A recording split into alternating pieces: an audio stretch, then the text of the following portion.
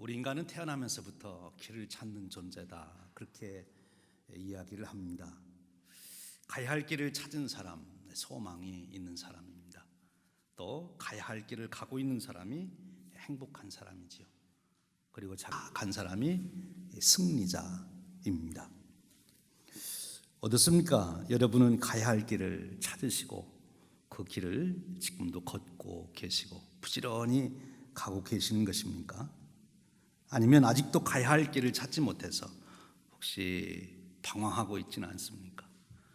가야 할 길이면 분명히 아는데 선뜻 용기가 나지 않아서 서성이고 주춤거리고 있는 것은 아닙니까? 가야 할 길을 찾고 그 길을 걸어가는 자, 그 사람이 행복한 사람이지요. 요즘에 많은 사람들이 길을 찾는 일에 관심이 많은 것 같습니다. 그래서 트레킹이 많이 유행한다 그래요. 길을 걸으며 인생의 길을 찾자 한 것이죠.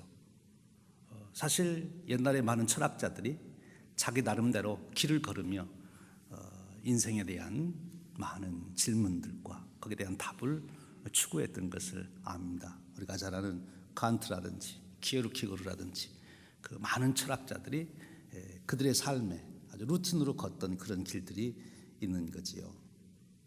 그런데 요한복음은 우리에게 그렇게 말씀해 주십니다. 예수님께서 말씀하시기를 내가 길이다 라고 말씀하십니다. 트레킹을 통해서 인생의 도를, 길을 찾는 것이 아니라 바로 예수 그리스도를 통해서 비로소 우리는 인생이 가야 할 길이 무엇인지 우리가 알 수 있게 되고 발견하게 되고 그리고 그것이 참 길이 된다 하는 것이죠.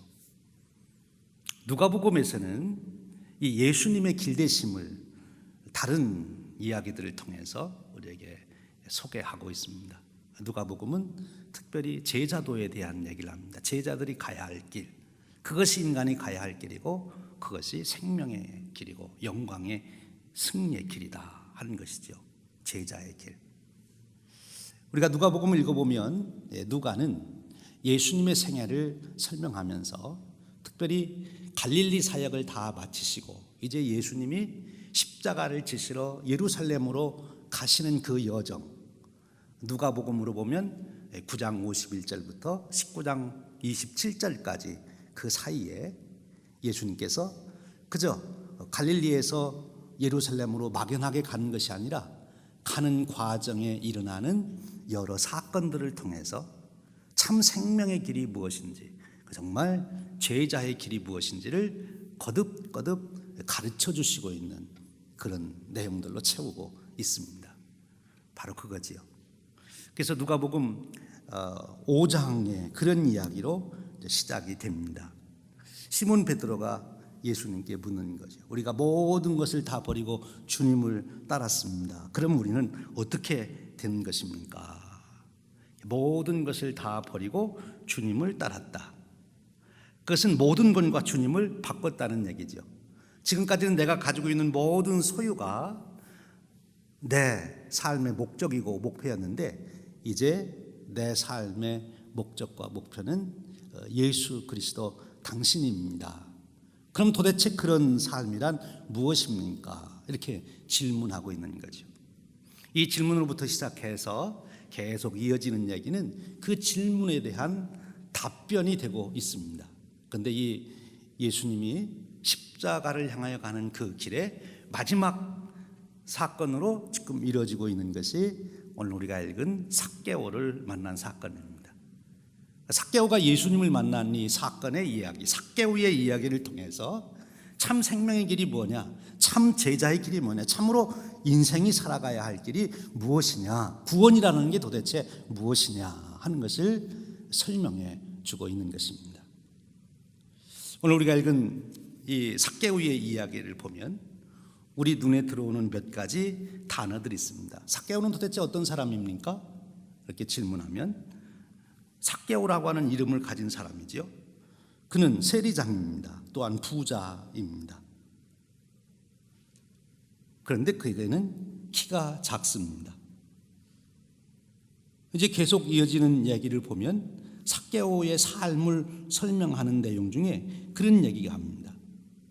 소유의 절반을 가난한 자들에게 나눠준다.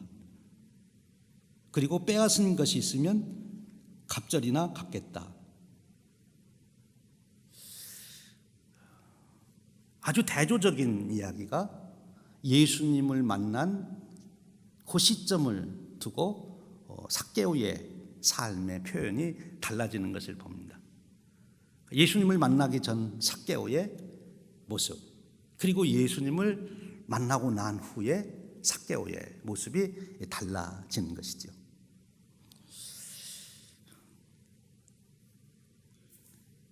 이 여리고라고 하는 도성은 복음서에 3번 나오는데 당시 예수님 당시에 가장 부유했던 도시 중에 하나입니다. 원래 기름진 땅이 거기 있고 우리 성지순례를 가봐서도 알지만 참 거기에 과일들이 잘 자라고 있지 않습니까?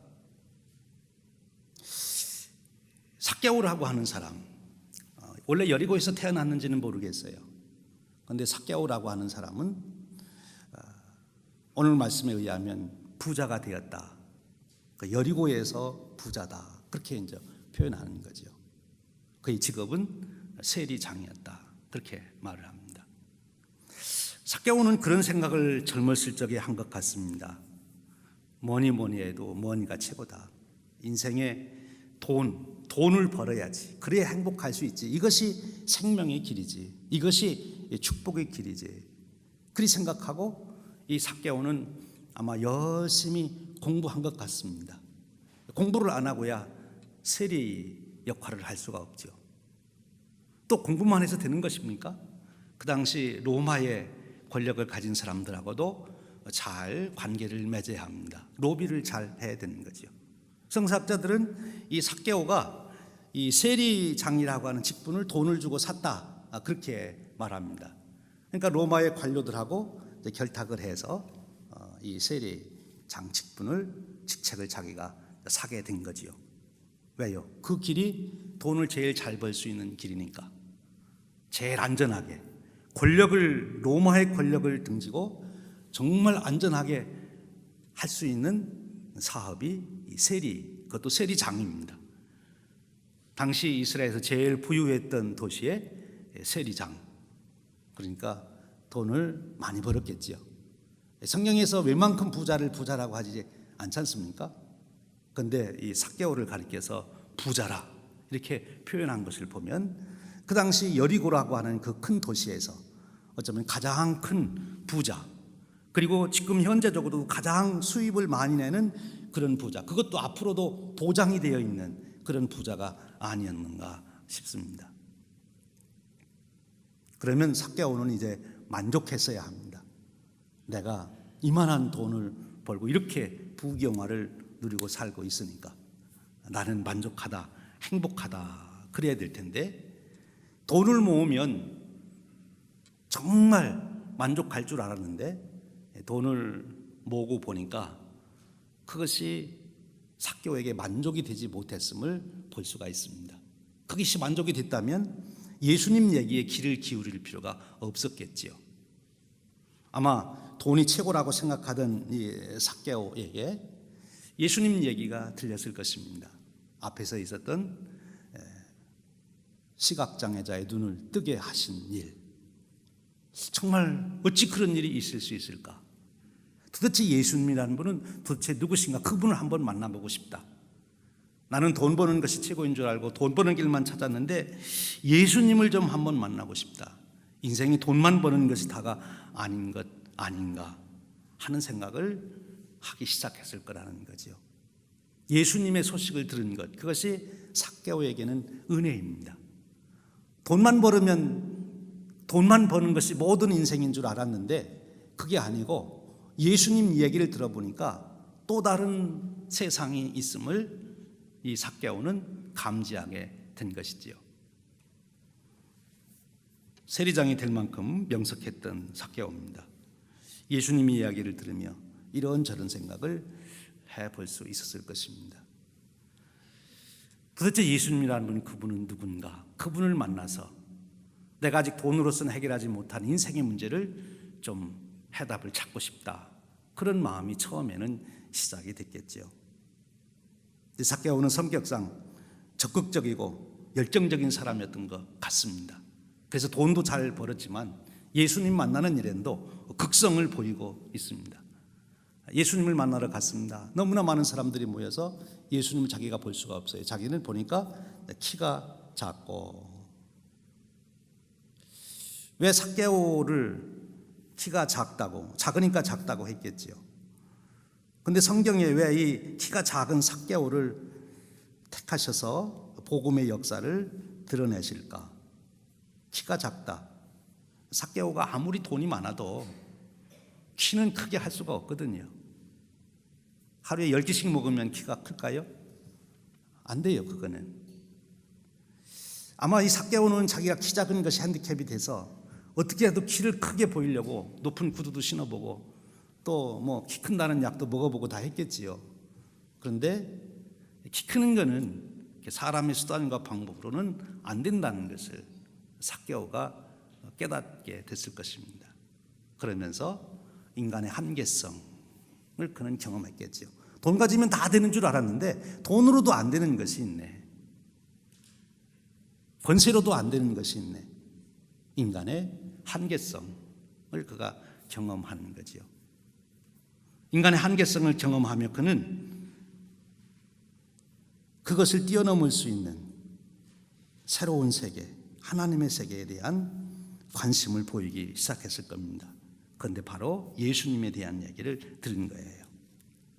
그래서 오늘 본문에 보면은 그가 사람이 많아 예수님을 볼 수 없으니까 앞으로 달려가서 보기를 원했다. 지금 예수님이 길을 쭉 가고 있으니까 뒤쫓아가서는 영원히 볼 수가 없어요. 그래서 미리 앞질러 가서 기다리고 있다가 보는 수밖에 없다. 그런데 앞에 가서도 바로 볼 수가 없으니까 제대로 보기 위해서 여기 보니까 돌 감람나무에 올라갔다. 돌 무화과나무, 죄송합니다. 돌 무화과 나무에 올라갔다. 다른 복음서에서는 뽕나무라고 번역하고 있는데 이 원래 원어에 나오는 이 말은 돌 무화과 나무로도 번역할 수 있고 뽕나무라고도 번역할 수 있습니다. 왜냐하면 한국에 그와 같은 똑같은 나무가 없으니까. 여러분 성지순례 가보시면 알겠지만 우리가 뽕나무라 생각하면 한국의 뽕나무 생각하고 이게 자그마한 나무로 생각하지만 성지순례 가보신 분들은 이 삭개오가 올라갔다고 하는 그 나무가 가보면 이 두 하름들이만큼 큰 아주 한국의 느티나무만큼 큰 그런 나무인 것을 알 수 있어요.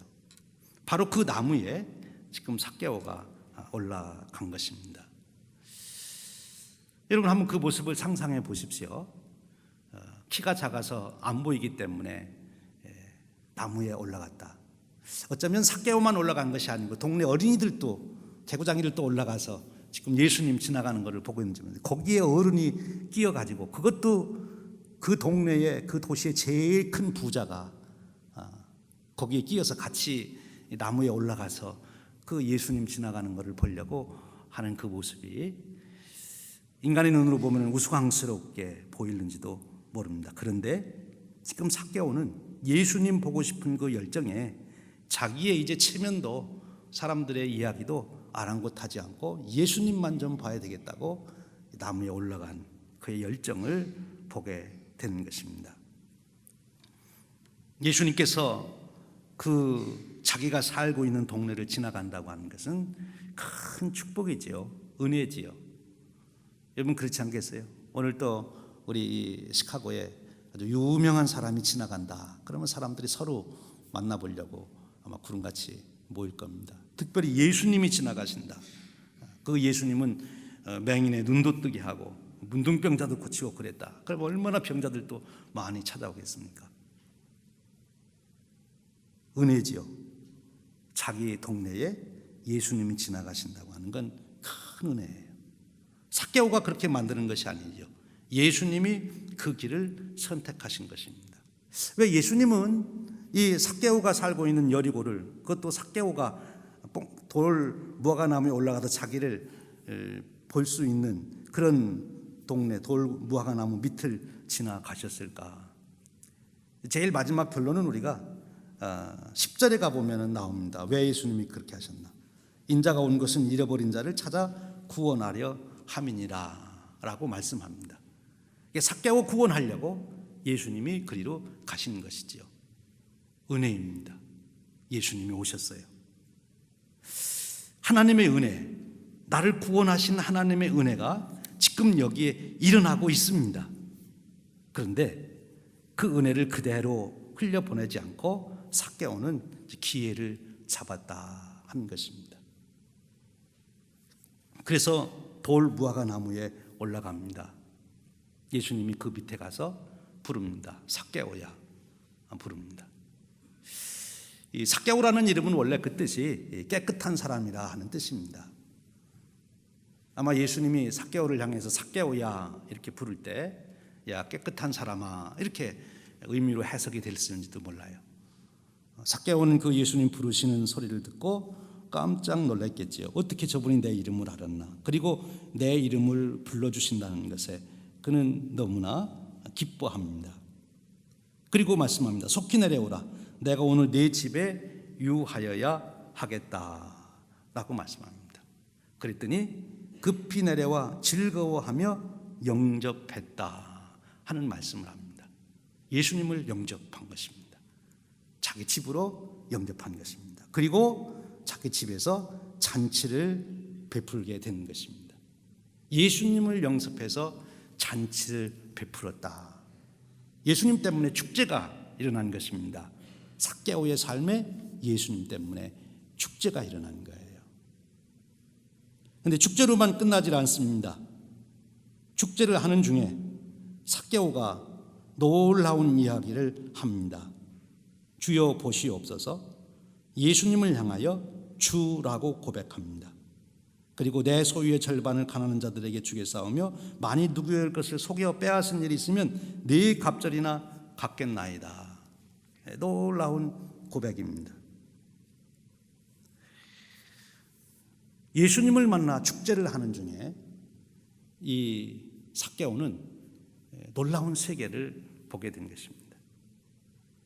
주인이 바뀐 거예요. 지금까지는 자기가 주인이었어요. 그런데 이제는 예수님이 주가 됐어요. 그래서 예수님을 주라 그렇게 고백합니다. 왜? 예수님을 영접했기 때문에 그런 것이죠. 예수님을 주로 영접했어요. 자기 인생 축제의 주인공으로 자기가 서 있는 것이 아니라 예수님이 지금 계시는 것입니다. 놀라운 사건이지요. 이것이 구원의 사건이에요. 이것이 회개의 사건입니다. 예수님은 이런 삭개오에게 그렇게 선언합니다. 이 집에 구원이 이르렀다. 이 사람도 아브라함의 자손이다 라고 말합니다. 여기서 우리는 다시 한번 오늘 내용을 좀 분석해 봅니다. 회개라고 하는 것이 무엇냐 하는 거죠. 회개는 주인을 바꾸는 것이 회개입니다. 어떻게 주인을 바꾸는 것이 회개입니까? 내가 주인이었던 나를 종으로 내려보내고 예수님을 내 인생의 주인으로 영접하는 것. 그것이 회개입니다. 좀 더 요즘 용어로 설명하면 죄성이 뭐냐? 죄라고 하는 것. 그것은 인간의 자기 중심성을 죄라 그렇게 말합니다. 죄의 본질이 뭐냐? 인간의 자기 중심성, 즉 자기가 주인 되려고 하는 것입니다. 내가 주인이다. 그럼 내가 주인이라고 할 때 현상으로 나타나는 그 자기 속에 내가 주인이다, 내가 내 인생의 주인이라고 그럴 때 현상으로 나타나는 그의 모습은 무엇인가 하면 소유욕으로 나타난다는 것입니다. 내가 주인이기 때문에 내가 모든 것을 가져야 됩니다. 돈도 가져야 되고 권세도 가져야 되고 명예도 가져야 되고 사람도 가져야 되고 다 내가 가져야 돼요. 내가 주인이 돼서 살아가야 되는 거예요. 자기 중심성, 죄성을 가지고 있는 인간은 자기가 주인 되어 살아가려고 하는 거죠. 그런데 인간은 자기가 주인이 될 수 없는 거죠. 하나님이 주인이 되셔야, 예수님이 주인이 되셔야 되는 거죠. 그래서 지금 예수님이 오셔서 예수님을 향하여 주라고 고백하는 것은 삭개오에게 있어서는 혁명이 일어난 것입니다. 자기 마음의 왕자에, 자기 인생의 왕자에 자기 중심, 자기라고 하는 왕을 밀어내고 예수님을 왕으로 모시게 된 거예요. 예수님을 향하여 주님 그렇게 고백하는 것입니다. 그것이 참 제자의 길이요 참 인생의 길이다 하는 것을 말씀해 주십니다. 그것이 회개예요. 그러니까 지금까지 자기 중심성, 자기가 주인일 때는 모아야 됐어요. 남의 것을 빼앗았습니다. 그 당시 세리들은 로마의 관리들과 결탁해서 세금을 먹여야 되는데 세금을 먹이는 것을 세리 마음대로 했다고 그래요. 100원을 거두라 그러면 200원 거둬서 100원은 갖다 로마의 세금으로 바치고 100원은 자기 수입으로 삼는 것이죠.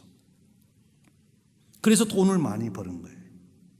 지금까지는 삭개오가 그렇게 살았어요. 그래서 부자가 됐어요. 왜? 그 길이 참 인생의 길인 줄 알았어요. 그렇게 인생을 살아가는 것이 인생의 축복이라고 생각했어요. 그래서 열심히 공부했고 로비를 잘해서 세리장이라고 하는 그 직책도 자기가 매수하게 됐습니다. 그리고 그 권세와 특권을 지금 누리고 있습니다. 여리고에서 제일 부자가 됐습니다.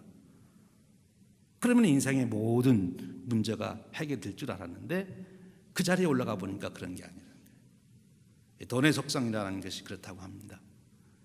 나보다도 누가 1불이라도 더 가지고 있으면 내가 1불만 더 벌어서 2불만 더 벌어서 저 사람보다 더 가지면 행복하겠다 이렇게 생각을 하는데 최고 돈을 많이 버는 꼭대기까지 가기 전에는 계속 조금만 더 벌어야 행복하지, 조금만 더 벌어야 행복하지. 그것이 돈의 속성이라고 그래요.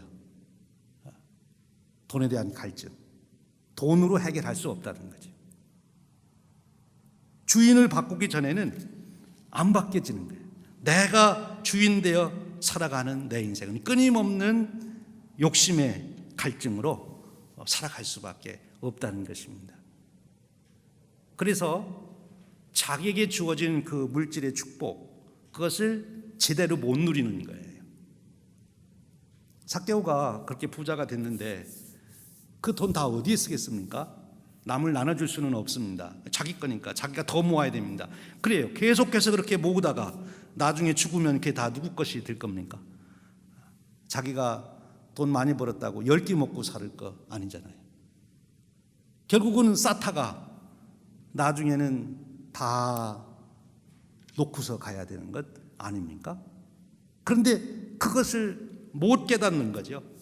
자기 중심성에 매여 있으면 어떻게 해서라도 더 쌓는 거, 그것만이 최고인 줄 알고 쌓아간다는 거예요. 그런데 이제 예수님을 주인으로 모시게 됐습니다. 그랬더니 세상이 달리 보이는 거예요. 하나님이 통치하는 세계가 보이는 것입니다. 하나님의 뜻이 무엇인지 이제 알게 됐습니다. 그래서 그동안 자기가 남의 것을 빼앗은 것이 있다면 4배나 갚겠습니다. 사실 그 당시 법으로는 물건을 더 이렇게 빼앗아 왔어도 5분의 1만 더해서 갚으면 됐어요. 5분의 1. 이제 로마법에 무고한 게 한 거 재판장에서 그것만 4배고 나머지 모든 거는 그냥 5분의 1만 더해서 갚으면 되는데 이 지금 삭개오는 4배로 갚겠다. 실제로 삭개오가 그렇게 뺏어온 물건들이 많이 있었을 것입니다. 그 당시 세리들이 그렇게 했으니까. 근데 그것을 4배로 갚겠다는 거예요. 이거 있을 수가 없는 얘기예요. 그렇잖아요. 지금 남의 것을 더 뺏어와도 아직도 내 욕심이 다 차질 않는데 어떻게 내 거를 나눠줄 수 있습니까? 새로운 세상을 보게 된 것입니다. 이제 삭개오는 수단과 방법을 가리지 않고 내 재물을 채우는 게 문제가 아니라 공의롭게, 정의롭게, 바르게 내가 수고하여 추수하는 것, 결실을 얻는 것이 그것이 축복이라는 것을 깨닫습니다. 그래서 남의 것을 자기가 힘으로 빼앗으려고 하지 않습니다. 정당하게 일해서 세리로서 해야 될 일이 있겠죠. 정당하게 세금을 모아서 그거를 거두면 되는 것 아닙니까? 이제 삭개오의 이후의 삶은 그렇게 바뀌었을 거예요. 그렇죠? 지금 자기가 빼앗은 거 4배로 갚겠다는 사람이 내일부터 나가서 또 빼앗겠습니까? 그럼 4배로 손해를 보는데 그럴 리가 없어요. 이제는 정당하게 일할 것입니다. 지금까지는 자기 중심성, 자기가 주인되어 자기 욕심대로 살 때에는 많이 모으는 것, 어떻게 해서라도 많이 모으는 것이 최선의 길이요, 그것이 행복인 줄 알았는데, 이제 하나님을 주인으로 모시고 하나님의 눈으로 세상을 보니까 내가 정당하게 바르게 일해서 돈을 버는 것이, 그것이 축복이라고 하는 것을 깨닫습니다. 그리고 그렇게 해서 정당하게 해서 벌은 재물이라 하더라도 그것은 자기 혼자만에 쓸 것이 아니라는 것을 깨닫습니다. 어려운 사람들에게 자기가 나눠주겠습니다, 그렇게 여기 말하는 것을 보였어요. 내 소유의 절반을 가난한 자들에게 주겠사오며, 내가 쓰고 남는 것, 내가 세끼 먹고 남는 것 썩게 내버려 두지 않고 그것이 필요한 사람에게 내가 주겠습니다.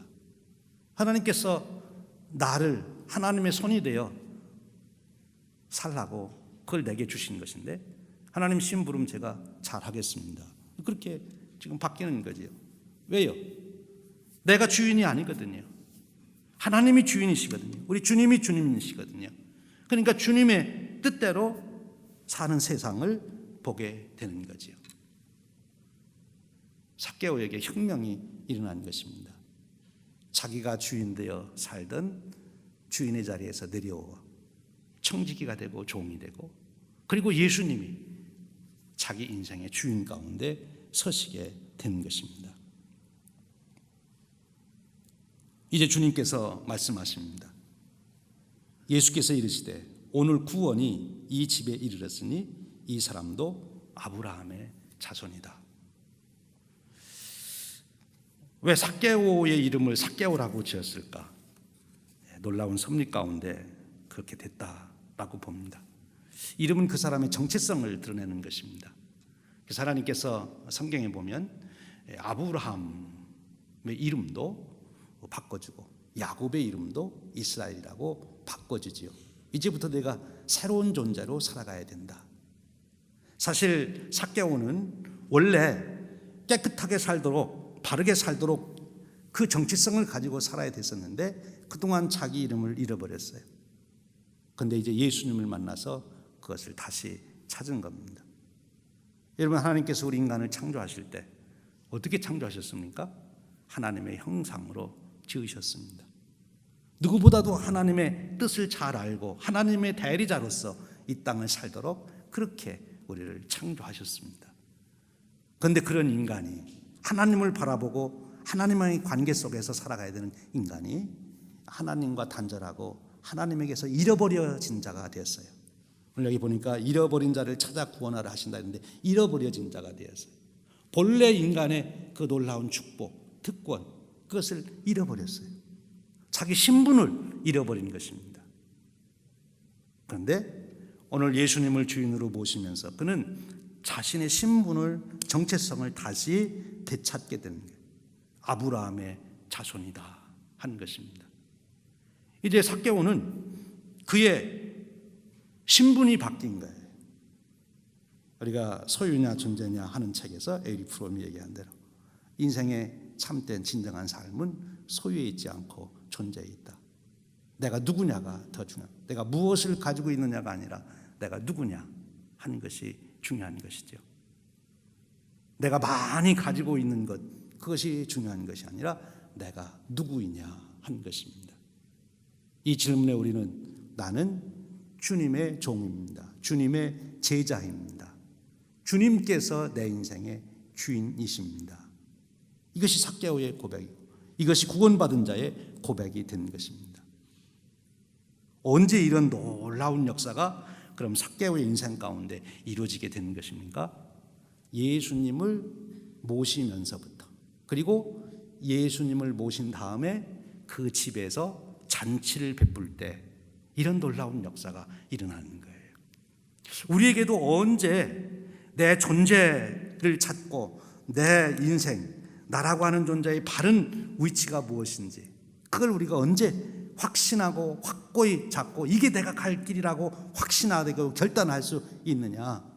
예수님을 주인으로 영접해서 축제할 때라는 것입니다. 잔치할 때라는 것입니다. 그것이 오늘 우리 현실로 무엇입니까? 예배를 말하는 것입니다. 우리가 예배에 나와서 끊임없이 우리 입술로 고백하는 단어가 뭐예요? 예수님은 나의 주이십니다. 하나님이 나의 아버지이십니다. 끊임없이 우리가 예수님을 나의 구주라고 여러분 지금 고백하고 계시죠? 지금 이 예배 시간에 삭개오는 진심으로 그렇게 고백했어요. 오늘 우리도 예배를 드리며 정말 내가 진심으로 예수님이 나의 주인이십니다. 왜요? 예수님이 하나님의 아들이시니까. 그분만이 내 생명의 주인이 되실 수 있으니까. 그분만의 부활의 주가 되시니까. 그분이 만유의 주가 되시니까. 그러니 예수님 당신이 나의 주인도 되십니다. 이 고백이 너무 좋아서 기쁨이 넘칩니다. 지금 삭개오는 예수님 모셔놓고 잔치하면서 너무 좋은 거예요. 인생의 변화가 어떻게 나느냐? 예배의 기쁨을 누리는 자, 예배의 기쁨 속에서 우리는 인생의 변화를 경험할 수 있습니다. 성령님의 역사예요. 여러분 예배 시간이 기쁘십니까? 예배 시간이 즐거우십니까? 예배 시간이 기다려지십니까? 예배 시간이 다른 생각 없이 이 예배 예수님과 함께하고 있는 이 시간이 너무 좋습니까? 그렇다면 여러분에게도 분명히 삭개오의 변화와 같은 변화가 일어나게 되는 줄로 믿습니다. 그것이 안 되면 안 변하는 거지요. 지금 삭개오의 집에 예수님만 가 계신 게 아니에요. 예수님의 제자들도 와 있고 예수님 따라왔던 사람들도 아마 꽤 많이 삭개오의 집에서 같이 지금 잔치를 즐기고 있을 것입니다. 그런데 삭개오처럼 변화된 사람은 삭개오예요. 삭개오만이 예수님을 주인으로 모시고 잔치하고 있기 때문에, 그렇게 고백하고 있기 때문에, 그렇게 찬양하고 있기 때문에 그런 것입니다. 오늘 우리가 모여서 잔치의 모양은 다 갖췄습니다. 순서도 만들고 음악도 넣고 얘기도 듣고 기도도 하고 다 갖췄어요. 그런데 삭개오처럼 정말 예수님 당신이 나의 주인이십니다. 내 존재의 주인이십니다. 내 운명을 주관하시는 분이십니다. 당신이 나의 구원자이십니다. 라고 고백할 때 성령님은 우리를 변화시키십니다. 우리의 눈을 뜨게 하셔서 새로운 세계를 보여주시는 거예요. 여러분 새로운 세계가 보이지 않으면 절대 바뀌지를 수가 없는 거예요. 가치관이 바뀌어야 돼요. 세계관이 바뀌어야 되는 거죠. 하나님이 없는 세상에서 이제 하나님이 통치하시고 다스리는 세상이 보여야 바뀌는 것입니다. 안 보이는데 어떻게 바뀌어요? 안 보이니까 방황하는 것이죠. 안 보이니까 주춤거리고 있는 것이죠. 오늘 삭개오가 예수님을 만나 그의 영안의 눈이 열려서 참 길, 내가 길이요 진리요 생명이라고 하신 주님의 말씀을 그의 온 존재로 받아들인 이 삭개오처럼 그 은혜를 입은 자처럼 오늘 저와 여러분의 삶 속에서도 끊임없이 이 삭개오의 축제가 반복되시기를 주님의 이름으로 축원드립니다. 한 번만이 아니라 매주일 주님 앞에 모여서 예배할 때마다 예수님 당신이 나의 구세주이십니다. 나의 존재의 주인이시고 내 운명을 주관하시는 분이십니다. 내가 의지할 것은 내가 모아놓는 재산도 아니요 권세도 아니요 내 지식도 아니라 예수님 당신이 내 운명의 주인이십니다. 그렇게 고백하고 그 고백 속에 기쁨이 넘치기 시작할 때 나도 모르는 사이에 성령님은 오셔서 우리의 눈을 열어주십니다. 내가 어떻게 살아야 할지, 무엇을 해야 될지, 무엇을 귀하게 여기고 살아가야 될지.